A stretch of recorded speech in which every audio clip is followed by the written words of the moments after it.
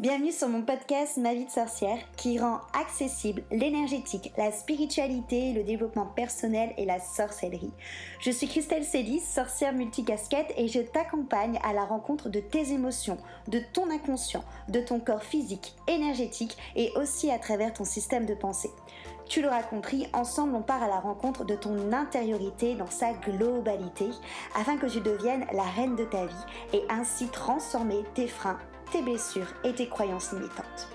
Ici, dans ce podcast authentique et frais, je partage avec toi des sujets autour de réflexion, de développement perso et spirituel, de pratiques et d'outils magiques. Seul ou accompagné, je fais un point d'honneur à rendre chaque épisode complet, ludique et accessible pour que tu puisses incarner la sorcière moderne, la femme sauvage et sacrée que tu es.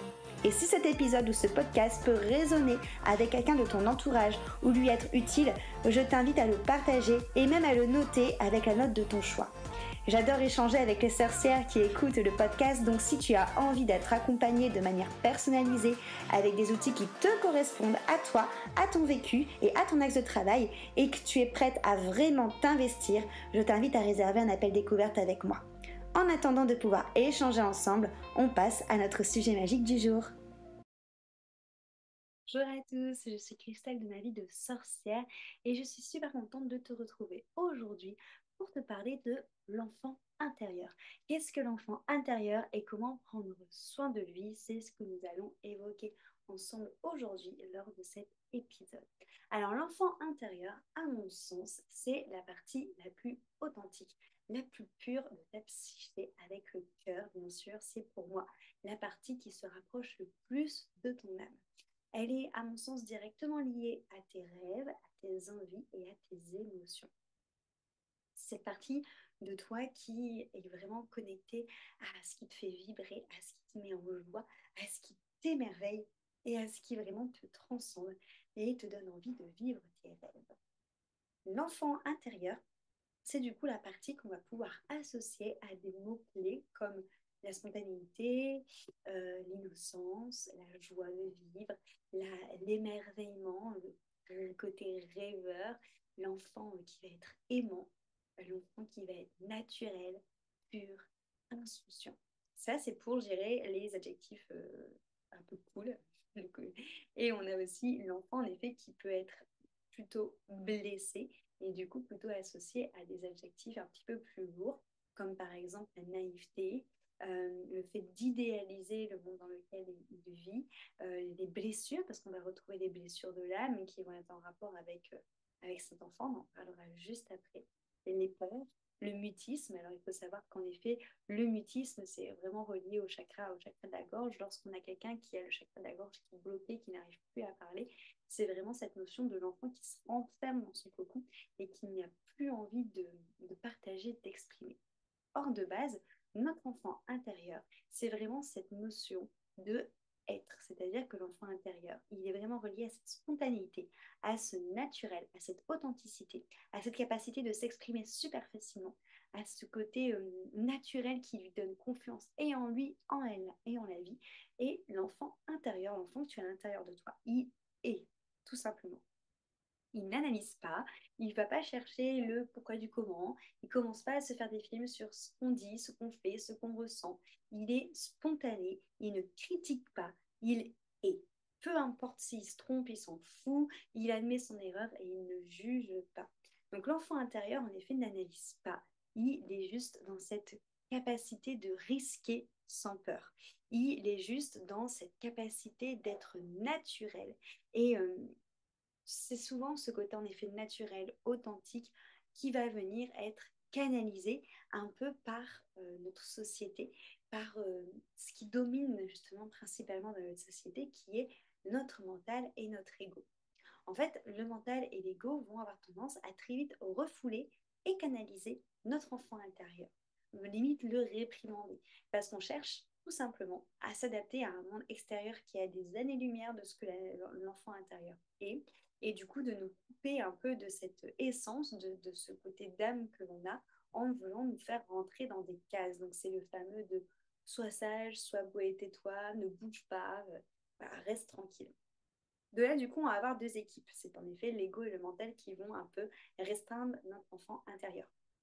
L'ego, lui, il va plus avoir un rôle de sauveur par rapport à l'enfant intérieur. Je m'explique.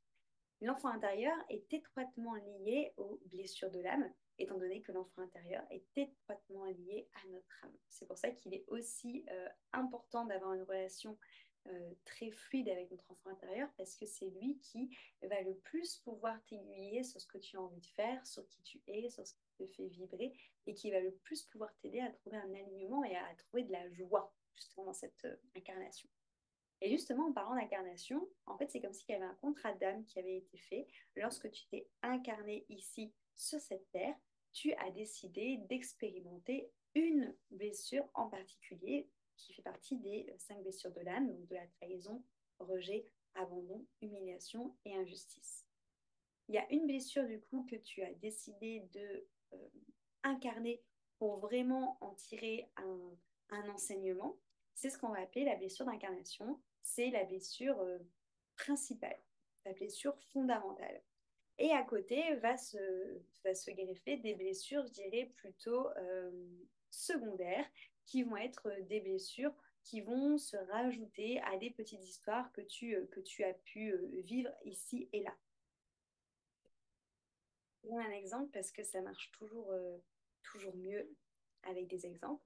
Par exemple, moi, quand j'ai commencé à travailler sur moi, notamment sur mon enfant intérieur, j'étais persuadée que ma blessure principale, c'était l'abandon et l'injustice. Totalement qu'en second, j'avais la trahison. Mais voilà, et j'étais vraiment persuadée de ça. Jusqu'au moment où j'ai été plus loin, parce que je me suis formée pour travailler sur l'enfant intérieur, donc forcément, bah, j'ai été plus en contact avec lui, hein, j'ai été encore plus loin dans les transformations, dans toutes ces choses-là. Et en fouillant un peu, en cherchant plus profondément ce qui s'y trouvait, il s'est avéré que la blessure qui en est ressortie, en fait, c'était plutôt la blessure du rejet. Et lorsque je me suis rendu compte de ça, j'étais dans un déni total, dans le sens où je ne voulais pas que ma blessure principale soit le rejet. Et je pense que tout simplement, je ne voulais pas que ce soit le rejet, le rejet, parce que pour moi, c'était trop douloureux, en fait, de me rendre compte de ça, et surtout trop douloureux de me dire que j'allais devoir travailler là-dessus. Et donc, je préférais être dans un déni et finalement de rejeter le rejet plutôt que d'accepter que c'était ma blessure fondamentale et ma blessure d'incarnation. Et qu'en fait, les autres que je pensais être mes blessures fondamentales étaient juste des blessures secondaires. Donc, en effet, par rapport à ça, tu peux avoir une blessure qui te parle, comme tu peux en avoir deux, trois, quatre, cinq, ou le grand chelem, en effet, si du coup, tu as plusieurs blessures secondaires qui se rajoutent à ta blessure fondamentale. Et du coup, le rôle de l'ego par rapport à ça, c'est qu'en fait, lorsque tu t'incarnes, donc je vais rester sur mon exemple, lorsque je me suis incarnée et que je me suis dit, ok, je vais expérimenter la blessure du rejet, j'ai vécu plusieurs choses, hein, donc pareil, hein, plus ou moins grosses. Il faut toujours en fait te dire que tu es légitime de ressentir ce que tu ressens. Parfois, j'ai des personnes qui me disent, mais oui, mais en fait, en soi, ce que j'ai vécu, c'est pas un gros trauma, c'est rien, et qui du coup, quelque part, culpabilisent de ressentir cette blessure parce qu'ils trouvent qu'à côté de telle personne qui a vécu un truc horrible, bah, c'est pas judicieux que eux se sentent abandonnés ou que eux se sentent humiliés ou je ne sais quoi. Sauf que non, déjà, on va s'enlever ce côté culpabilité. Chacun a sa sensibilité, chacun a ses expériences et tu n'as pas à comparer tes expériences aux expériences de quelqu'un d'autre. Tu es légitime de ressentir ce que tu ressens, peu importe ce que tu vis. Okay, donc déjà, ça, c'est un premier truc. Donc, lorsque tu vis des expériences, donc comme moi, par exemple, lorsque j'ai vécu des expériences qui m'ont fait sentir le rejet, ça a vraiment été piqué mon enfant intérieur parce que c'était en fait une brèche qui était déjà là, qui a été réouverte béante pour que je puisse expérimenter cette blessure-là. Et mon ego a paniqué devant la souffrance, je dirais, de mon enfant intérieur. Et donc, ce qui se passe quand c'est comme ça, c'est qu'en fait, l'ego, il se prend sa cape de sauveur, il prend sa grande épée et il se dit, t'inquiète, petit enfant, tu ne seras plus jamais triste parce que je vais mettre en place plein de stratagèmes, plein d'automatismes de défense pour que plus jamais tu ressentes ça et que plus jamais tu sois triste. Et comment ça se traduit? Bah, ça se traduit que du coup, l'ego nous fait mettre des masques, nous fait rentrer dans des rôles, nous fait avoir des, euh, des réactions disproportionnées pour nous empêcher de ressentir de nouveau cette blessure euh, fondamentale. Sauf que tu t'imagines que c'est pas du tout la bonne solution pour expérimenter, pour transformer, parce que clairement, en fait, au lieu d'écouter la douleur de ton enfant intérieur, au lieu de lui donner de la considération, au lieu de le rassurer, de le consoler, bah en fait, tout simplement, c'est comme si tu mettais tes mains sur ses yeux et que tu disais non, tu ne vois rien, tu ne vois rien, tu ne vois rien. Alors que si, en fait, il voit et il ressent. Donc en fait, c'est vraiment cette notion finalement de mettre la merde sous le tapis et de laisser le truc pourrir et de ne jamais finalement rassurer l'enfant et de jamais lui donner l'amour qu'il a besoin. Et ça, en fait, on va continuer à le faire en grandissant et ça fait que ça va créer vraiment un fossé entre notre nous et notre enfant parce que cette manière de réagir n'est pas du tout une manière de réagir en tant qu'adulte aimant. Tu te doutes bien, voilà, dans la vie de tous les jours, si tu vois un enfant qui pleure, qui pleure, qui pleure, et l'adulte à côté qui n'en a rien à foutre et qui le console pas du tout, qui ne le rassure pas, qui lui donne pas de l'amour et qui ne l'écoute pas quand il parle, ça n'a rien d'une attitude aimante. Et en fait, c'est ce qu'on fait quand on prend le privilège de l'ego. Encore une fois, l'ego ne veut pas de mal, hein. Moi, je suis la première à ne pas taper sur l'ego, à dire qu'on en a besoin parce que c'est cette partie-là de nous qui nous protège aussi quand on nous manque de respect. Okay, donc on a besoin d'un ego. On est des êtres humains, au bout d'un moment, ça fait partie de nous, donc c'est comme ça, et on n'a pas à enlever notre ego. Mais par contre, il faut le mettre à sa bonne place. Et là, l'ego, quand il fait ça, il part dans un bon état d'esprit, dans l'état d'esprit de tu ne vas plus souffrir, je vais prendre soin de toi, mais il le fait d'une manière très maladroite, ce qui fait qu'au lieu de prendre soin de l'enfant, bah, il amplifie encore plus son mal-être parce qu'il n'est plus écouté, parce qu'il n'est plus légitime d'être malheureux, parce qu'il se retrouve avec une blessure qui est minimisée. Et du coup, l'ego met lui en place des rôles, des masques qui nous font tomber dans une sorte de attraction énergétique de choses pourries, ou c'est là où tu vas engendrer notamment des schémas répétitifs ou des choses comme ça. Typiquement, moi qui étais du coup blessure de rejet, mon ego me faisait prendre le masque de la personne qui rejette en premier et d'une personne hyper froide, hyper rigide qui ne ressentait rien. Et je te donne dans le plein de mille ce qui se passait, ben, que je finissais toujours par être rejetée et à jamais être choisie. Okay, donc en fait, ça me faisait rentrer dans un schéma répétitif, dans un vieux cercle vicieux où finalement l'ego, au lieu de éloigner ta peur, te le refait vivre instantanément.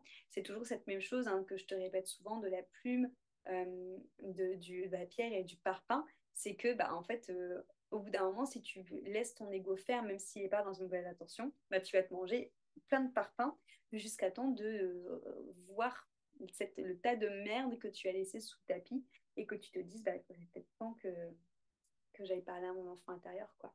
Donc l'enfant intérieur est d'abord réprimé du coup par notre ego, ensuite il va être réprimé par notre mental qui lui observe le monde autour de lui, analyse le monde autour de lui et commence à te juger par rapport à ce monde et commence à te dire ah non, non, mais cet enfant-là, il est beaucoup trop authentique, beaucoup trop transparent par rapport au monde qu'on a. Il exprime beaucoup trop ses émotions. Dans le monde où on voit bien tout est calfeutré, faut pas faire trop de bruit, c'est mal vu de dire ce qu'on pense, c'est mal vu d'être hyper joyeux ou d'être hyper triste. Ah non, non, non, il va pas du tout être accepté quand c'est comme ça, hein. Et du coup, notre mental va répondre à des critères qu'on va appeler des drivers qui vont nous être donnés par l'éducation, par la société, par les parents, par les profs, peu importe. Donc, il y en a 5 en tout. Ces 5 drivers vont venir marteler, je dirais, notre enfant pour qu'il rentre dans des cases, pour qu'il se mette des étiquettes. Les 5 drivers, c'est fais plaisir, sois fort, fais des efforts, sois parfait et fais vite. Ouf, je les ai tous dit, il faut savoir que j'en oublie souvent un, et là, je les ai fait tranquille.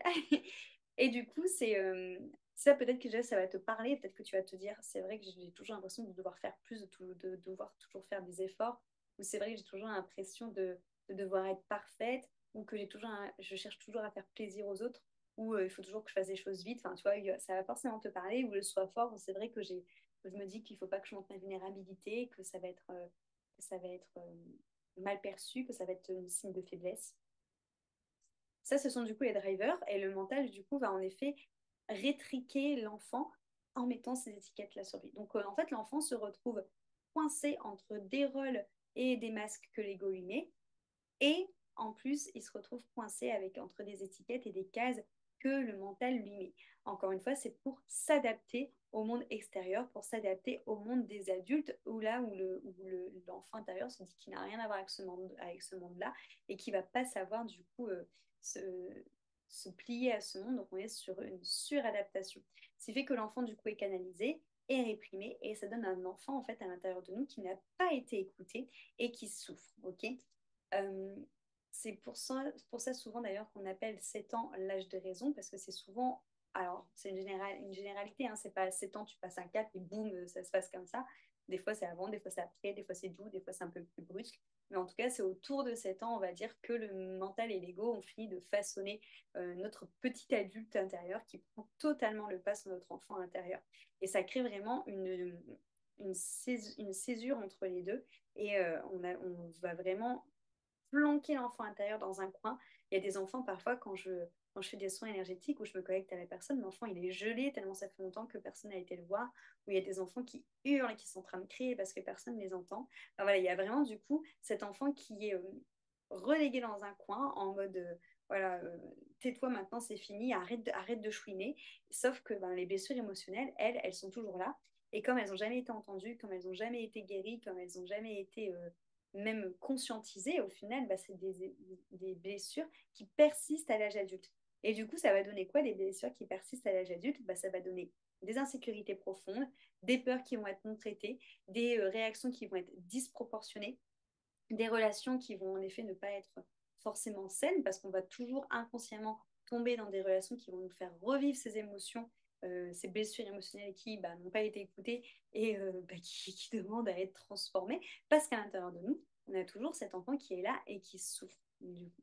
Donc voilà, il y a vraiment ce côté où se dire que les blessures de l'enfant intérieur, elles remontent en effet soit à l'enfance, mais en tout cas, elles remontent forcément à une situation de non-amour ou d'amour sous condition d'adultes qui t'ont entouré ou de même de ton propre adulte que là que tu es en train de faire en écoutant ce podcast si tu n'as pas travaillé dessus, ce que toi déjà ton propre adulte intérieur est en train de faire avec ton enfant intérieur. Donc du coup, l'enfant lui va venir en plus appuyé par l'ego se monter plein de stratégies, plein d'histoires, plein de croyances qui sont souvent limitantes du coup. Et c'est ça qui va nous faire en effet revivre sans cesse des schémas répétitifs. Ça va attirer finalement à nous des expériences du passé qui n'ont pas été traitées afin de nous faire ressasser les blessures, les jugements, les peurs, les tristesses, les culpabilités encore, encore, encore, jusqu'au moment où du coup tu te prennes en main et que tu te dises, ok, je vais aller voir mon enfant intérieur pour travailler sur mes sentiments négatifs, pour travailler sur mes émotions très fortes, pour travailler sur les non-acceptations de moi, sur mes peurs, sur mes réactions disproportionnées, sur mes excès, sur toutes ces choses-là. Donc il y a vraiment cette demande de écoute de l'enfant et de considération de l'enfant pour sortir des schémas répétitifs, pour sortir des mécanismes automatiques que finalement on met en place pour s'adapter ou pour se défendre. Parce qu'encore une fois, c'est ça qui va façonner la plupart de nos réactions et la plupart de nos relations, notamment aussi de nos pensées limitantes et de nos comportements. Donc, c'est hyper important d'aller connecter son enfant intérieur pour plusieurs points. Si je devrais résumer, déjà pour apprendre à mieux te connaître. Parce que le fait d'aller connecter ton enfant intérieur, ça va permettre vraiment d'aller connecter avec les points positifs de cet enfant. Les points positifs de l'enfant, c'est en effet cette notion de développement de l'intuition, le fait d'être connecté à ses rêves, à son cœur, à son âme, d'être beaucoup plus aligné. Le fait aussi de mieux se comprendre, de comprendre nos réactions, de comprendre nos peurs, de comprendre nos freins et de pouvoir déjouer tous ces stratagèmes qui se jouent sans cesse, déjouer tous ces schémas répétitifs pour enfin pouvoir aussi devenir un adulte aimant avec ton enfant intérieur et ne plus être soumis à un ego qui se joue des films, à un enfant qui est désemparé et seul, et considérer ton enfant, l'entendre, le rassurer, l'aimer pour qu'il vive en osmose finalement. Et du coup, qu'est-ce que ça donne? Bah, ça donne une relation d'unité à l'intérieur de toi parce qu'enfin, ton enfant intérieur se rend compte qui en vaut la peine, du coup, qu'on se soucie de lui et il va créer une relation avec toi. Et donc, du coup, on va vraiment se retrouver avec une unité à l'intérieur de soi et forcément, ça se répercute aussi sur ce qui se passe à l'extérieur. Donc, ça résout les conflits internes, ça résout ta non-écoute de toi-même, ta non-considération et ton non-respect également aussi de toi-même. Ça va résoudre une sorte de divergence intérieure entre ta partie adulte qui est plutôt reliée au mental et ta partie enfant qui est plutôt reliée au cœur. Et on va être amené à transformer un énorme mal de vivre, un énorme mal-être pour enfin écouter son ressenti et être dans une relation d'amour avec soi-même. Donc voilà, c'est vraiment ce que ça amène de connecter son enfant intérieur, c'est cette notion de libération des souffrances, c'est cette notion de retrouver confiance en toi, de retrouver une estime de toi, de retrouver une légitimité, d'avoir une relation plus saine avec toi-même, avec les autres, de guérir potentiellement de ton passé, de savoir mieux te connaître, de savoir identifier quelle est ta blessure principale, quelle est ta blessure secondaire, et du coup, tu te rends bien compte que ça te fait avoir une connaissance de toi qui est décuplée, et de relier aussi forcément avec la partie la plus profonde et la plus créative de toi. Donc tu me diras, génial, ça a l'air trop cool, mais comment on fait? Alors la meilleure manière en effet de faire tout ça, c'est de partir vraiment, je dirais, en conquistada, en voyage de ton enfant intérieur, mais d'y aller progressivement. Parce qu'encore une fois, si ça fait super longtemps que tu n'as pas été voir ton enfant intérieur, il peut être très renfrogné, très renfermé, très glacé même, hein. Donc moi, ce que je vais vous proposer là sur le mois de décembre, si tu écoutes ce podcast avant le 12 décembre, tu peux me rejoindre. Les inscriptions sont ouvertes. C'est une immersion qui s'appelle Peter Pan. Immersion, logiquement, si tu écoutes mes podcasts, tu commences à savoir ce que c'est. C'est un coven de développement personnel et spirituel.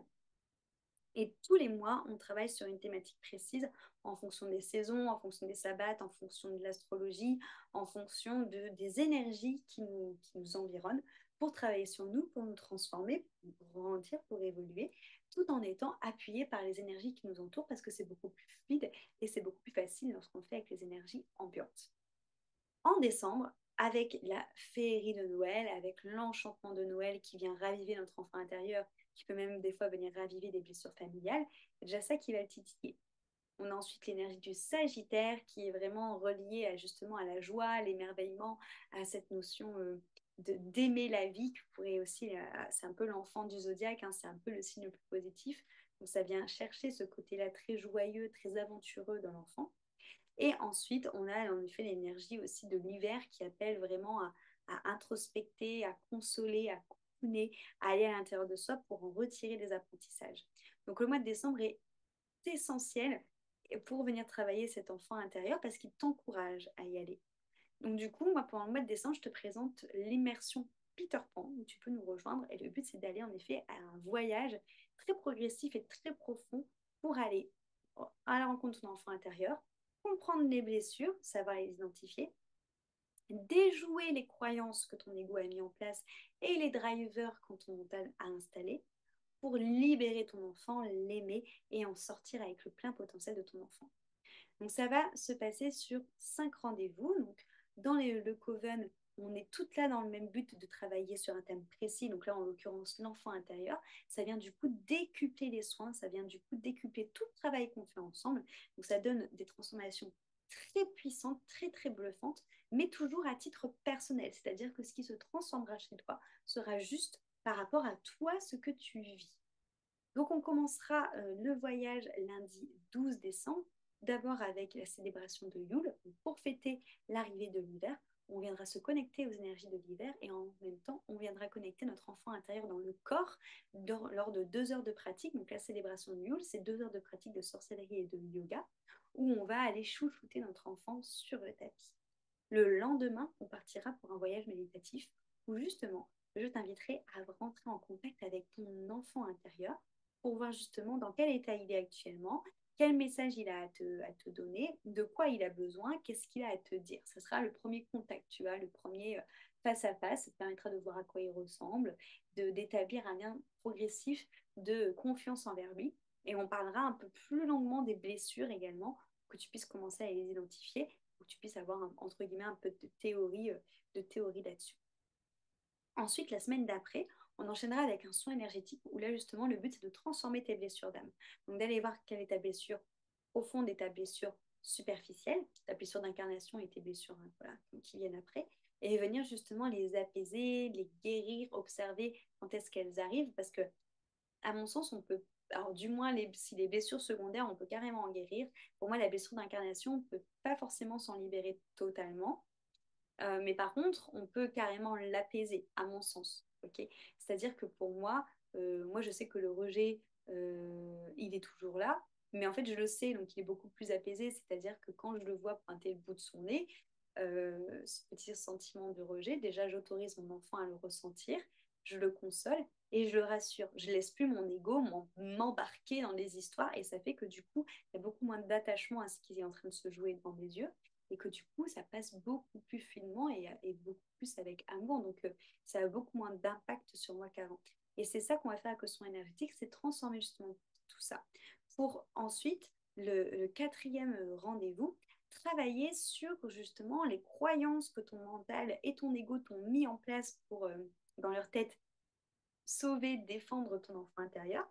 Donc, on va travailler sur toutes les masques et tous les rôles que ton ego t'ont fait mettre. Et on va travailler sur tous les drivers que ton mental aussi a essayé de te donner pour que tu rentres bien dans la case, histoire de déconstruire tout ça et que tu puisses construire ta réalité avec ton enfant intérieur ensuite.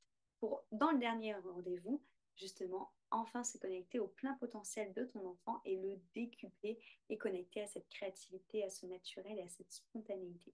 Donc, tu vois, c'est vraiment un voyage qu'on va faire qui va être très intense, très entier. On va commencer tout doucement à établir un contact pour ensuite avoir une belle union qui va se créer à l'intérieur de toi et un bel échange d'amour et de relations entre ton toi là et ton toi enfant.